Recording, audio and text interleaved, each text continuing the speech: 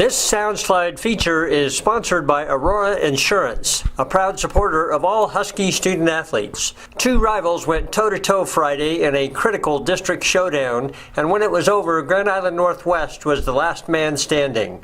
The Vikings fell behind to Aurora 28-7 at the half, but turned the tide with 28 unanswered points to take their first lead with 1:35 seconds to go. The Huskies responded, driving 66 yards in just over a minute when Cade Reichart made a spectacular diving catch in the back of the end zone for his second TD reception of the game. On the road with a chance to win it, Coach Kyle Peterson and the Huskies went for two in the win, but a bobbled snap helped the Vikings defense stop the play before it began, letting Northwest escape with a 35-34 win.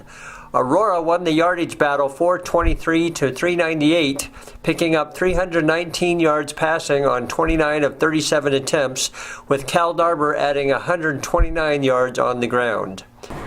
We're talking to Coach Kyle Peterson after a very disappointing district loss. Coach, boy, what a tale of two halves. Looked so good in the first half. Second half, just the opposite story.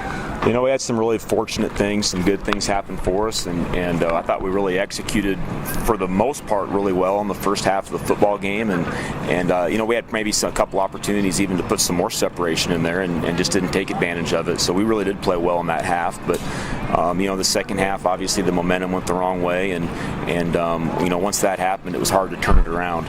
We gave ourselves a chance at the end, and you know, just weren't able to finish. Talk about the decision. Big score, huge catch by Reichart. You're down by 1, 33 seconds. Go for the tire, go for the win. Talk about your thought process and the play. It was a no-brainer to go for it. You know, the play was, there was a couple different plays that we discussed, and I think we had the right play called. It looked like it was going to come clean, but you know, just little details that sometimes make or break the difference between a good play, a successful play, and a non-successful play. And you know, just that one was a quarterback center exchange issue, and just didn't execute it, and obviously you know, we weren't successful on the conversion.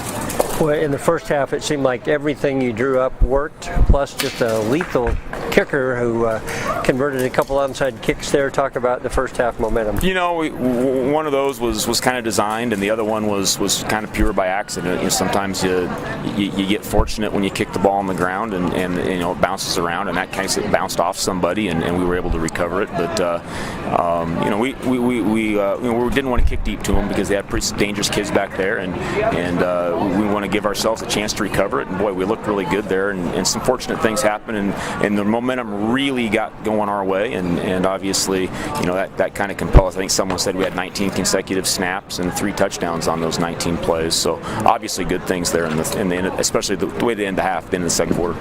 This was a tough, heartbreaking loss in the district picture. Talk about that now. What does it look like? Obviously, we've got to beat Seward, but yeah, we no longer really control our own destiny. Obviously, we have to beat Seward, and we have to have some things happen for us in order to get into the postseason. And you never want to be in that situation. You know, tonight we controlled our own destiny, and then from here on out we don't. And that's you know, that's obviously the situation that we're in. All we can do is control us, and come back on Monday and work to put a plan together and execute against Seward next Friday. Okay, thanks for your time, Coach. Thank you. For timely Husky coverage, follow us on Twitter @SportsANR.